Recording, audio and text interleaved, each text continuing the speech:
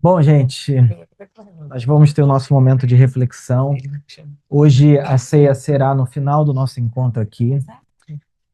Antes de começar o momento de reflexão de palavra, talvez as pessoas que estão visitando a gente achem estranho não ter aquele rito tradicional de eu abrir um texto bíblico e depois pregar. É porque durante esse período de aniversário da igreja, eu tenho preferido fazer uma conversa com algumas pessoas da comunidade. São conversas ao redor do evangelho, então as explicações, então aquilo que eu vou dizer, obviamente, é pensando a partir da Bíblia, pensando a partir do evangelho. E hoje a nossa conversa vai ser com uma pessoa que para mim é muito importante aqui na Viva, e eu diria que talvez seja um dos primeiros sinais assim de Deus estar com a gente aqui, que é a Monique. Vou chamar ela para vir aqui. Por quê? A Monique foi a primeira pessoa a dizer para mim abertamente assim: Herbert, eu quero me batizar. Eu quero fazer parte da igreja. E o resultado mais claro do evangelho para mim é quando uma pessoa assume publicamente a sua fé. A fé cristã não é uma coisa intelectual. Tem muita gente que pensa, bom, eu entendi o cristianismo. Serve para nada isso. A fé cristã, ela se demonstra em atos concretos. É aquilo que eu faço concretamente que demonstra a minha fé. E quando a Monique disse, eu quero me batizar, obviamente, é resultado do trabalho de muita gente, de ensinar para ela, discipular ela, conversar com ela, orar por ela, né? Não é uma coisa que aconteceu de repente, é um processo de um longo tempo, né? Muito. E por isso que eu estou muito feliz, Monique, de ter você aqui. Eu vejo a sua dedicação quando você pode estar com a gente na aula de teologia, nas casas vivas, sempre está presente. E também, quando a Monique não está peregrinando pelo mundo, ela está aqui com a gente, né? Então, isso é muito legal, esses encontros a respeito do Evangelho. E hoje a Monique fará as perguntas. Então, eu estou aqui para pensar com vocês, refletir sobre as perguntas. E eu falei assim, Monique, tem que ser perguntas suas. São super simples, não são complexas como do Gabriel. Essa sou eu. Isso aí, vamos lá. Então, Monique, por favor. A primeira. O que significa viver o evangelho no dia a dia? O que significa. Viver o evangelho no dia a dia. Todo mundo ouviu, certo? Então tá. Nossa, o problema é que eu ouço mais o meu sotaque. Mas é uma coisa boa. Vai lá, de novo. O que O significa? que significa viver o evangelho no dia a dia? Essa é a pergunta. Olha, é, eu pensei como é que eu poderia responder essa pergunta, porque eu pedi para a Monique enviar antes, para eu dar uma resposta melhor aqui para a gente pensar. Mas eu quero começar dizendo que antes de tentar viver o Evangelho, nós precisamos nos submeter a Cristo. Não existe vida no Evangelho fora da submissão a Cristo. O que isso significa? Significa que, diferente do que acontece numa escola em que você aprende um conteúdo, no Evangelho a gente aprende um modo de viver. A vida cristã é um modo de vida, é um modo de viver a vida, é um modo de pensar a vida, é um modo de agir na vida. Então, quando a gente, por exemplo, olha para os estoicos, o estoicismo é um movimento que também ensina a viver. Então, Sêneca, que foi tutor de Marco Aurélio, ele tinha princípios de vida. Só que o princípio de vida do estoicismo é baseado no desempenho pessoal. É o que eu faço com o meu corpo, com a minha mentalidade, e eu submeto o meu corpo, a minha mentalidade, a um determinado propósito. No Evangelho, não começa comigo, eu de mim mesmo para alguém. O Evangelho começa eu me submetendo a Cristo. Essa submissão a Cristo, ela nasce, ela começa, ela é inaugurada do primeiro ato. Qual é o primeiro ato de que alguém realmente se submeteu a Cristo? quando ela se batiza. Por que eu enfatizo o batismo? Porque o evangelho não é um assentimento intelectual, em que eu acredito em certas verdades da Bíblia. É, sobretudo, um ato concreto. E esse ato concreto começa: a minha vida está submetida a Jesus. Portanto, eu vou assumir isso publicamente. Publicamente é o batismo. O batismo é o ato público da fé. Assim como o casamento é o ato público do amor entre duas pessoas, o batismo é o ato público de que a minha vida está rendida a Jesus Cristo. Daí, tendo me rendido e me submetido a Jesus, o próximo passo é eu começar a imitá-lo. Como que eu imito a Jesus? E aí não tem jeito, você vai ter que ir para os evangelhos. Ler a vida de Jesus, conhecer a vida de Jesus, ouvir o que ele disse, reproduzir o que ele falou. Você nunca vai entender Jesus se você não tentar viver o que ele falou. Não vai. Ah, mas Jesus falou isso, vamos pensar. Não. Você só vai entender Jesus quando você tiver que dar a outra face. Quando você tiver que perdoar. Quando, ao invés de ser dominado pela ganância, ser dominado pela generosidade. Quando você praticar o que Jesus disse, você vai entender o evangelho. O caminho não é entendi, agora pratico. É pratico. Deixa eu ver o que isso fala comigo. Esse é o caminho do evangelho. Estou submetido a Cristo, pratico o que ele falou. Mateus capítulo 7, no final do Sermão da Montanha, Jesus diz: aquele que ouve as minhas palavras e as pratica, esse é o que edificou a sua casa sobre a rocha. Veio o vento, veio as tempestades, veio tudo, e ele permaneceu firme. Aquele que ouve as minhas palavras e não pratica, veio o vento e veio a tempestade e a devastidão foi total. O que significa? Todo mundo pode ouvir sobre Jesus. Você pode acordar todo dia de manhã, ler a sua Bíblia, fazer devocional, mas se você não pratica, você não vai entender o Evangelho. Simples assim. O Evangelho é uma ação concreta. O problema é que estragaram tudo com a filosofia que botaram para dentro do cristianismo. A gente criou uma religião metafísica que agora vai um monte de gente para podcast debater se Deus existe ou não existe. Isso pouco importa. Ah, Deus existe ou não existe? Não me interessa. Porque tem gente que diz que Deus existe e não vive conforme Cristo. Então não me interessa. O que me interessa é viver conforme Cristo. Ser cristificado, passar pelo processo de deixar Cristo ser formado em nós. Aí eu entendo o evangelho. Então, quer viver no dia a dia? Primeiro, se submeta a Jesus. Segundo, viva conforme Cristo. Simples assim. Porque às vezes a gente quer viver uma coisa do tipo assim, eu quero entender o evangelho bem entendido, para que então comece a praticar. E você quer que alguém te dê a receita do bolo. E a receita do bolo que Jesus falou.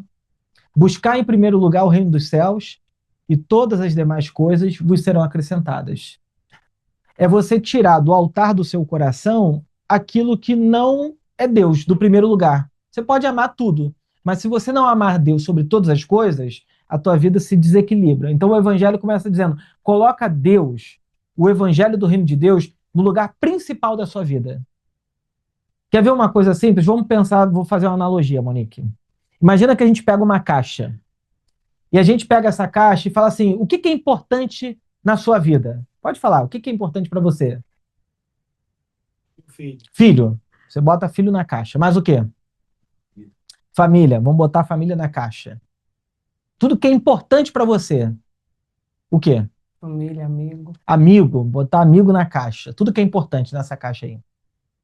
Pode dar outros exemplos. O que é muito importante na vida? Saúde. Saúde. Beleza, boa. Botar a saúde na caixa. Que mais? Viver em harmonia. Viver em harmonia. De repente, Deus chega para você e fala o seguinte, olha, vamos esvaziar essa caixa aí e deixar só o que é mais importante.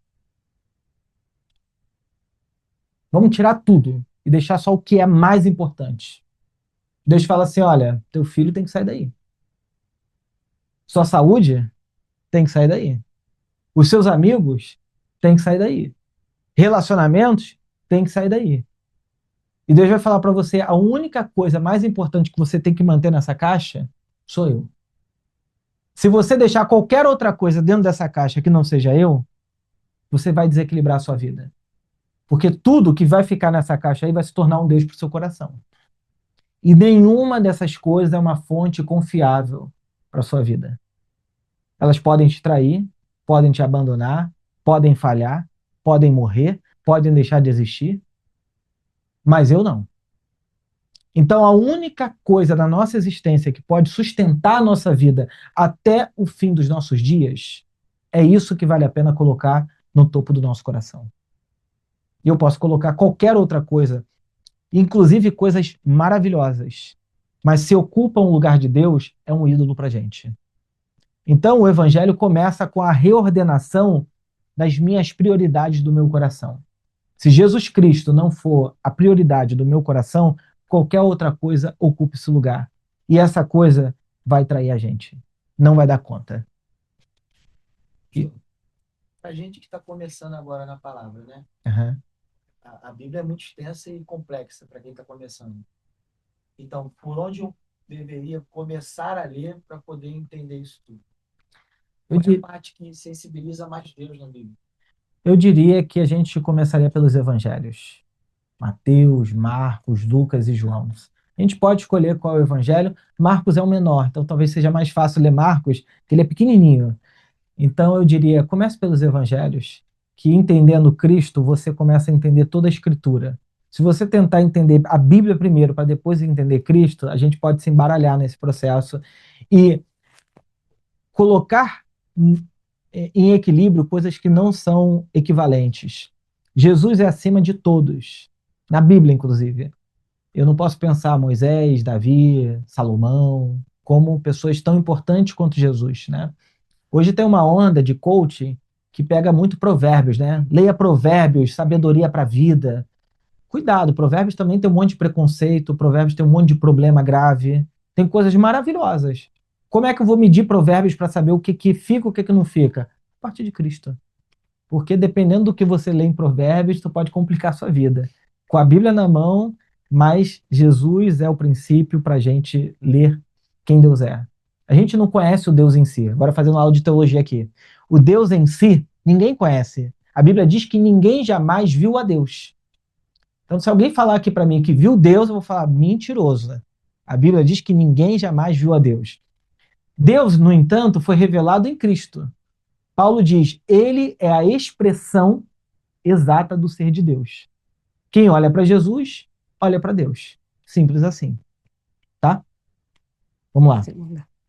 O que Jesus quis dizer quando falou que devemos amar o próximo como a nós mesmos? Tem uma piada que diz assim, nossa, é horrível. A pessoa termina um relacionamento e falou, tem que amar o próximo. Ficou ruim, né? Mas entendeu? Sim. Tem que amar o próximo. É horrível essa piada, mas é assim, as nossas traduções, elas geram uma complicação pra gente. Ama o teu próximo como a ti mesmo. E uma pessoa que não se ama, o que faz? Certo? Jesus tira essa expressão do fundamento de fé dos judeus. Deuteronômio capítulo 6, verso 4. Ama o teu próximo como a ti mesmo. E depois Levítico 18. Desses dois textos. O hebraico, da onde Jesus tira essa expressão, amarás, pois, o teu próximo como a ti mesmo, o texto de Levítico 18 está num contexto em que fala de vingança. O texto todo é, não te vingarás, mas amarás o teu próximo como a ti mesmo. O contexto é vingança, ok? Tá claro até aí? Maravilha. Então já estou entendendo que tem um princípio aqui. O princípio é, não posso me vingar. Só que o hebraico não tem essa ideia reflexiva, né? Como a ti mesmo. Não existe no hebraico. O hebraico é muito mais simples. No hebraico, a expressão usada em Levítico é vai havetalacamorra. Basicamente é ama o teu próximo. vírgula, ele é como você. É isso que está dito no hebraico. Não tem o a ti mesmo. Porque o a ti mesmo qualifica o meu amor ao próximo a partir e à medida se eu me amo. Se eu me amo, então devo amar o meu próximo. Essa é a ideia. E o hebraico diz: ama o teu próximo. E por quê? Qual é a justificativa? Ele é como você. O amor ao próximo é uma obrigação moral do cristão, porque ele é ser humano.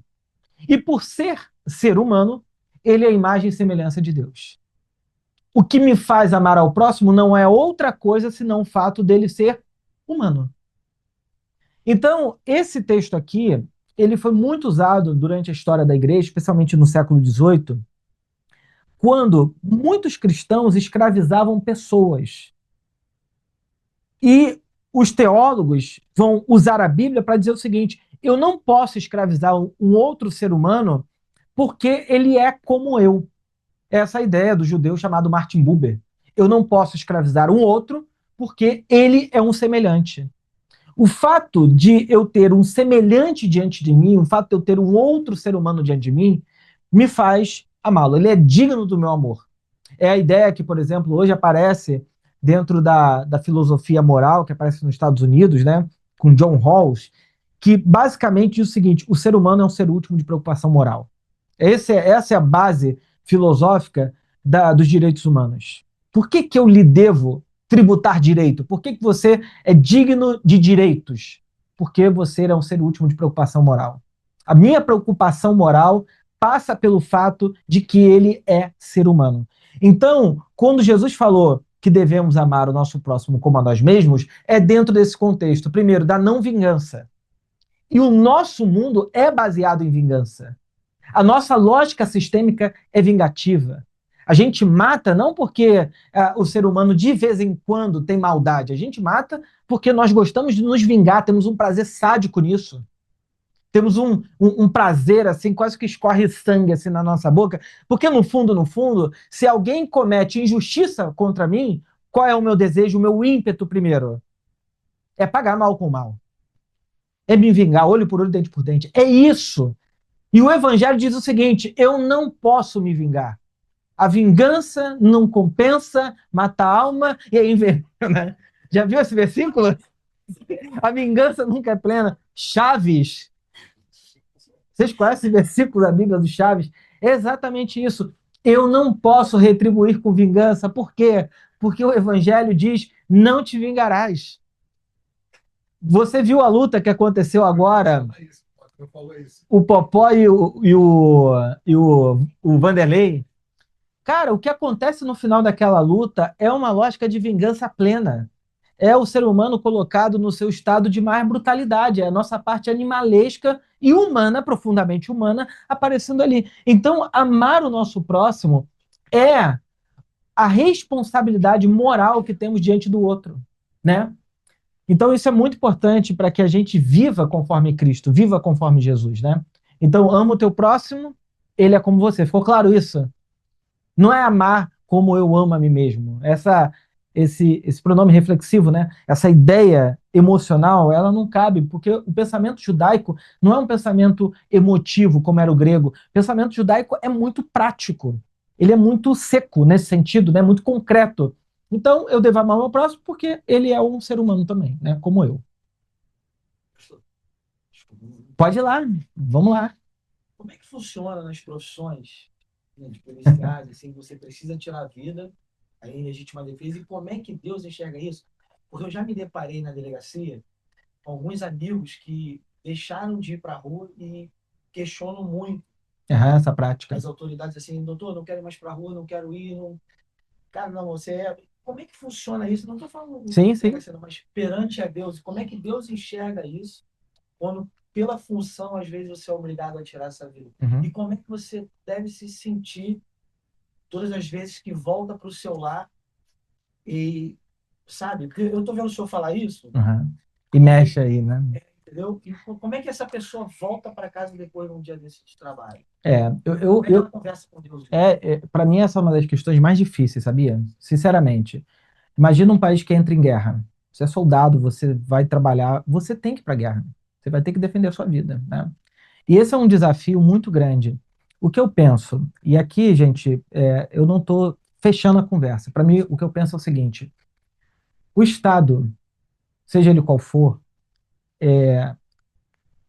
ele é responsável por organizar a vida do povo, né? Ele tem leis, tem limites e liberdades. Eu não posso extrapolar o meu limite e destruir o outro, né? Então, o Estado, todos eles, criam sistemas de defesa, inclusive de defesa armada, a polícia, o exército, a marinha, a aeronáutica, enfim, por aí vai, né? Então, eu diria que no exercício justo do Estado, ele está cumprindo uma função que o Estado lhe permite fazer, né? É o que Jesus e João Batista falam, né? O que João Batista fala para os policiais da época, para os soldados da época, João Batista diz assim: olha, vocês soldados, e é uma frase que está na Bíblia, vocês se contentem com o soldo de vocês. Ele não fala para de exercer o serviço policial, mas se contentem com o soldo. Então, o exercício tem que ser muito mais da ética e da justiça do que da vingança. Quando a gente vive num país, e especialmente numa cidade como o Rio de Janeiro, é muito violenta, a gente lida com truculência o tempo todo, a gente tem que lembrar que os policiais, em tese, eles estão cuidando da população na defesa legítima dessa população. E eles têm o direito do porte de arma, né? Não para se vingar, mas para a proteção. Esse seria o ideal, digamos assim, esse seria o ideal, né? Eu não estou aqui querendo entrar nas perversões do que isso acontece, porque perversão tem na política, tem na igreja, tem no pastor, tem no comerciante, tem tudo que é lugar, né? Então, eu acho que é uma profissão legítima, né? Eu acho que é uma profissão honesta e que, em tese, deveria proteger, né, as pessoas, né? Às vezes tem perversão, mas isso tem em todo lugar, né? Então, eu não demonizo a polícia, assim como não demonizo político, advogado, pastor. Eu acho que tem coisas e coisas, pessoas e pessoas. Advogada. João Batista, Depois eu te mando esse texto. Como confiar em Deus quando não entendo o que está acontecendo? Essa eu vou ser mais simples. Quando a gente não sabe o que está acontecendo, a gente confia em quem Deus é. Simples assim.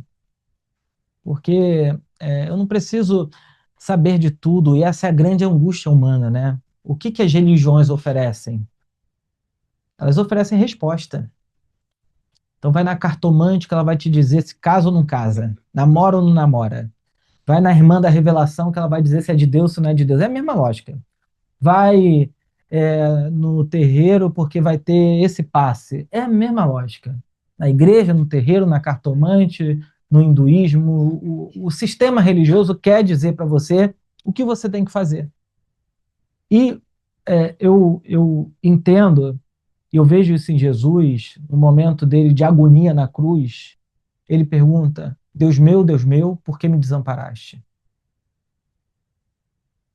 Ele não estava entendendo o que estava acontecendo. No Getsemane, ele começa a ficar angustiado.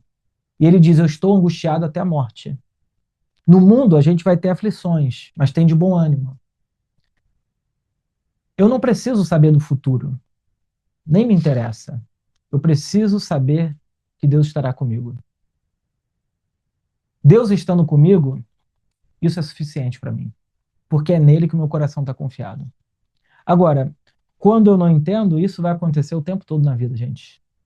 O tempo todo você vai ter momentos de solidão e não vai ter quem te ajude nesse momento. É o que a Bíblia chama de dia mau. O dia mau chega para todo mundo. É aquele dia que você vai orar, não vai ter resposta. Você vai chorar e não vai ter quem console as suas lágrimas. Que você vai sofrer e vai dizer: onde está Deus? Aí começa talvez a sua jornada de fé.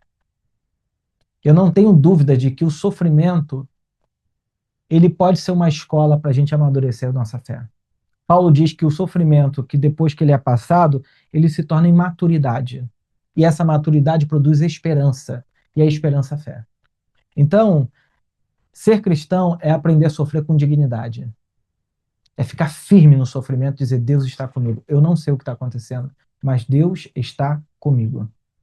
Isso basta. Quando Moisés perguntou, Senhor, eu vou lá para o faraó, eu vou fazer o quê? Como é que vai ser? Deus fala, Moisés, o eu sou te enviou.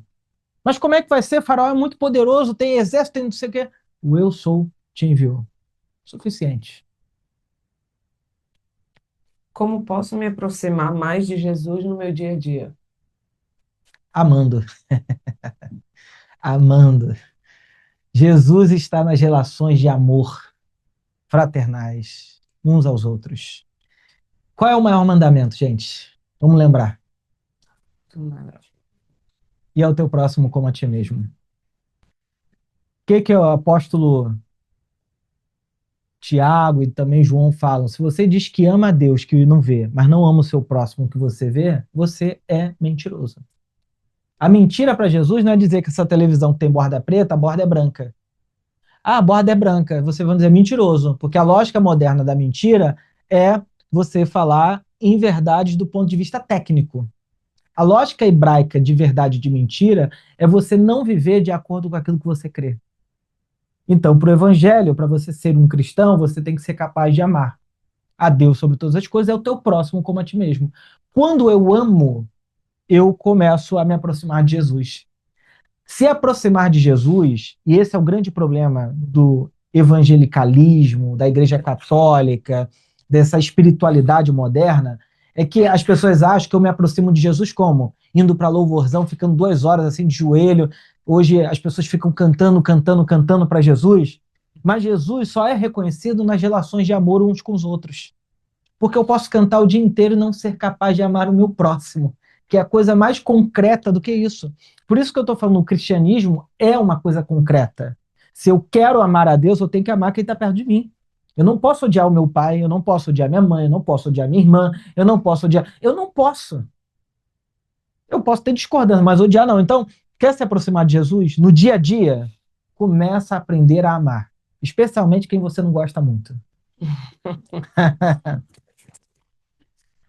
Carlos Drummond de Andrade, ele tem uma verdade do evangelho maravilhosa. Ele diz: só quem ama ouviu o apelo da eternidade. Essa é uma frase do Drummond, né? Só quem ama ouviu o apelo da eternidade. Porque ele está certo. Quem constrói relações de amor se aproxima de Jesus. Qual é a nossa lógica religiosa? Para me aproximar de Jesus, eu preciso fazer exercícios de espiritualidade em direção a Ele. A lógica de Jesus é: se você quer se aproximar dele, então ama quem está diante de você. Mas, Herbert, que absurdo você falar isso. Lembre-se do sermão escatológico de Jesus em Mateus capítulo 23, 24 e 25. Aparece um monte de gente para Jesus dizendo: mestre, no teu nome profetizamos, pregamos, fizemos isso, isso, isso e aquilo. Jesus fala: afastem-se de mim, porque eu nunca vos conheci. E a ideia de conhecer não é tipo assim, pô, sei quem é, hein? Aquele cara ali eu conheço. Não. No hebraico, a palavra conhecimento, yadá, significa literalmente ter relação íntima. Quando a Bíblia diz fulano conheceu fulano, saiba o que eles fizeram. Entendeu?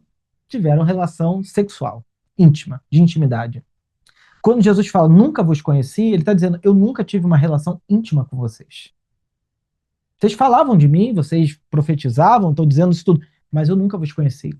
Aí aparece um outro bando de gente que olhou para o próximo, que estava ali para o próximo. E Jesus fala: vinde benditos do meu Pai. Eles falam: mas por quê? Eles nem sabem por que estão chegando lá. Ele fala: porque eu tive fome, vocês me deram de comer, eu tive sede, me deram de beber, eu estava nu e vocês me vestiram, eu estava preso, vocês me visitaram. Porque todas as vezes que vocês fizeram a um desses pequeninos, a um tecnon, aquele que não pode te devolver nada, vocês fizeram a mim. Então, Jesus está falando que, para se aproximar dele, nós devemos cuidar dos tecnons dessa vida. Aqueles quebrados, aqueles que estão falidos, aqueles que não têm nada a te oferecer. Qual é a lógica da nossa sociedade? Eu vou me relacionar, vou oferecer para quem pode me dar alguma coisa em troca. Esse é o nosso mundo. Eu vou fazer um jantar chiquérrimo na minha casa porque eu quero me relacionar agora com esse grupo aqui. A lógica do evangelho seria o oposto. Eu tenho que fazer um jantar chiquérrimo para quem não pode me devolver um centavo daquele jantar maravilhoso. Isso é evangelho.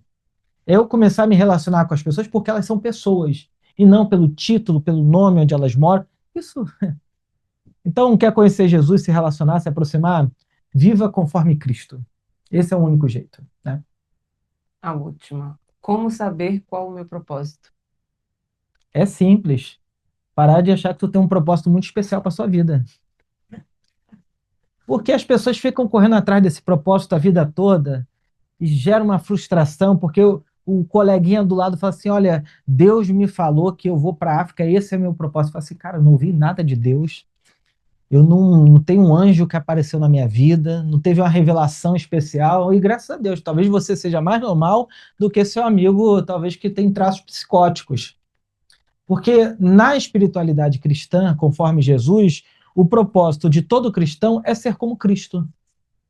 Romanos 8, Paulo diz: ele nos predestinou para sermos conformes à imagem do seu Filho. Então, o propósito da nossa vida é ser um pequeno Cristo. É ser Cristo para o mundo. O problema é que a gente criou uma lógica de que eu tenho uma grande história, que o nosso narcisismo adora esses mitos do grande herói, tipo Hércules, tipo deuses maravilhosos que tiveram uma grande trajetória, o arco do herói. Essas coisas são diabólicas. Porque o que a Bíblia ensina para a gente é que nós somos e nós fomos feitos para sermos imagem de Deus no mundo. Esse é o nosso grande propósito. Refletir a glória, a bondade, o amor do nosso Deus para o nosso mundo. Então, propósito é uma palavra que eu não gosto, em certo sentido. E chamado? Chamado é uma palavra que no Novo Testamento está sempre associada à salvação. Não existe chamado para ser pastor. Fulano tem um chamado. Isso é coisa de pentecostal, que criou na cabeça essa história de chamado. Esse negócio, Deus falou no meu ouvido. Deus falou hoje para ti. Concordo. Não, então, pergunta assim pra Deus. Eu senti. Vai, pergunta. É boa. Deus, porra, se sente, né? Eu concordo. Deus falou hoje para mim que, meu irmão, eu corro disso, cara. Me dá até agonia, entendeu? Deus falou no meu ouvido que hoje você tem. Não vou fazer nada. Entendeu? Acho que Deus se sente no coração, né? Nas atitudes de como você observa o outro. Deus falou no meu ouvido, cara, eu tenho chamado, eu tenho um propósito. Eu acho essa uma excelente pergunta. A gente está rindo, mas é uma pergunta muito séria. Porque isso é verdade. As pessoas falam isso o tempo todo. Você tem que fazer isso. Só que qual é o grande lance, gente? Vamos pensar a partir da Bíblia. A partir da Bíblia, vamos ser sinceros. Não. A palavra chamado na Bíblia sempre está associada ao processo de eu crer em Jesus. Aqueles que foram chamados foram predestinados, chamados. Nós fomos chamados para sermos a imagem do Cristo. Romanos 8. Chamado, Paulo escreve no começo das cartas, né? Aos chamados, eleitos, que estão na cidade tal. Essa palavra está sempre associada ao fato de nós estarmos em Cristo. Por exemplo, o pastor, Paulo diz, aquele que deseja o pastorado, boa coisa deseja. Desejo. É um desejo reconhecido comunitariamente. Não tem essa coisa de eu fui chamado e eu agora vou abrir uma portinha aqui porque Deus me falou. Cara, se Deus falou, você tem um desejo, tem reconhecimento da comunidade, você tem um corpo de iguais, outros pastores que reconhecem a sua vocação, reconhece isso que você diz. Tu tem isso? Tenho. Bom, talvez seja um caminho. Mas é desejo. Eu posso ser pastor hoje, não posso ser amanhã. Eu nem gosto dessa palavra pastor, que acho que não significa nada para o nosso mundo. Ninguém fica cuidando de ovelha na rua. Aqui no Leblon, então, no máximo é pet. Cachorro e gato, no máximo. Lá em Realengo tem até uns cavalos que andavam na rua. Um pessoal lá perto lá em cima que tinha as galinhas. Mas assim, é isso. Eu acho que essa coisa de Deus ficar falando comigo o tempo todo, eu tenho muito cuidado com isso. Porque na minha experiência de fé, na minha jornada de fé, e se vocês forem sinceros, vocês vão ver que isso acontece com vocês também, Deus não fica falando assim. E outra coisa, eu posso ter intuições, percepções, eu posso ter vontades, eu posso ter ideias, eu posso dizer, parece que Deus está me direcionando, mas assim, não é garantia. Tem uma passagem maravilhosa na Bíblia, no livro de Atos, quando Ágapo, profeta judeu, aparece para Paulo, tira o cinto e fala assim: Paulo, eu tenho uma profecia do Senhor para você. E ele fala: você, Paulo, não pode ir para Jerusalém porque você vai sofrer. Deus está me falando isso, isso, aquilo. Você não deve ir para lá. O que que Paulo faz? Vai. Ouve nada do profeta. Por quê? No Antigo Testamento, era importante ouvir os profetas e ser guiado por eles. Na Nova Aliança, todos nós somos guiados pelo Espírito de Deus. E isso significa que eu não preciso da palavra de um profeta para guiar minha vida, porque Deus está comigo. No Antigo Testamento eu precisava porque a presença de Deus não estava na pessoa. Na Nova Aliança em Cristo, Deus está com a gente. E onde Deus está em tudo, Deus está com a gente. Então eu não preciso ter medo de fazer uma coisa errada, porque senão eu vou sair debaixo da bênção de Deus, como tem muita gente que pensa. Meu irmão, a bênção de Deus, ela está em todos os lugares. O único lugar, como dizia Santo Agostinho, que a bênção de Deus não está, é no inferno. O inferno é o lugar da total ausência de Deus. Isso é inferno. Lugar da total ausência de Deus. Porque se Deus botar o pé no inferno, vira céu. Porque o céu só é céu porque Jesus está lá. Não é o lugar que faz a pessoa, é o Cristo, Deus que faz as coisas. E para a Bíblia, para o Novo Testamento, tudo está em Cristo. Absolutamente todas as coisas. As pessoas que estão se destruindo agora estão em Cristo, se destruindo em Deus. E as pessoas que estão construindo uma vida maravilhosa estão construindo uma vida em Deus. Deus é quem preenche tudo e todos. Sabe qual é a grande diferença? A minha consciência disso. Tem gente que está adormecido, com a consciência obscurecida para Deus. E tem gente que está com a consciência acordada de Deus. Deus está aqui. Uma das experiências mais maravilhosas da Bíblia é quando Deus fala para Moisés: Moisés, tira as tuas sandálias porque o terreno que você está é santo. Ele não estava num templo, ele não estava num culto, ele estava num deserto. A lógica de Deus ali é dizer para Moisés: todo o terreno que você toca com a consciência de Deus é sagrado. E aí eu posso viver em qualquer lugar, porque tudo onde eu for é sagrado, porque a minha consciência de Deus me acompanha. Eu posso fazer o que for, eu posso pecar do jeito mais horrível, você vai dizer: meu Deus, o que Herbert fez na vida dele? E eu vou estar fazendo isso em Deus. Porque não existe lugar fora de Deus que eu possa existir. Fora de Deus existe o nada. Deus é aquele que permeia tudo e todos. E eu vivo nele. A grande pergunta é se você tem consciência disso ou não. O evangelho é um despertar da consciência. O adormecer da consciência é não crer no evangelho. Por isso que quando a gente fala de propósito, a gente tem que saber exatamente: o nosso propósito é ser como Cristo. Ponto. O que eu faço a partir daí? Um vai ser engenheiro, advogado, outro vai gostar de viajar igual a Monique, outro vai gostar de ficar em casa. Um vai querer construir família, outro não quer construir família. Um vai querer ter filho, outro não quer ter filho. Um quer ter carro, outro não quer ter carro. Isso tudo, ótimo, é escolha individual. O propósito mesmo é ser como Cristo. É isso. Herbert, posso falar 30 segundos? É só para dizer que eu estou muito feliz de estar participando desses 2 anos, que Deus, ele demorou até eu chegar a você, que você é muito leve, e te dizer quem foi a primeira pessoa que me fez eu não ter medo mais de Deus, foi ela, e tem 15 anos. Então, assim, tem 15 anos até chegar a você. Foi ela. Ela foi ela que fez eu não ter medo de Deus, que até então eu tinha muito. Entendeu? Muito. A doida, que eu sempre brinquei, tipo, ela foi muito importante. Tem 15 anos, tem noção? Eu lembro perfeitamente ela falando: você tem que falar com Deus como fosse seu pai. Não tem que ter medo, que não sei o quê. E eu falei: cara, é isso. E nunca mais isso saiu da minha cabeça. E é isso. Maravilhoso. E Deus me empurrou, chegou até você. Amém. Eu creio nisso. Deus quem reúne o seu povo, a sua comunidade. E eu chamando ele, não, Mas, gente, Monique, olha, muito obrigado pelas suas perguntas maravilhosas. Alexandre, obrigado também pelas suas perguntas, muito boas. Ajuda a gente a pensar juntos aqui.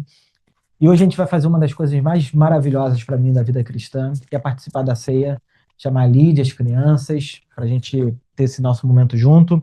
Ramon, vou te dar esse microfone, eu vou pro meu ali.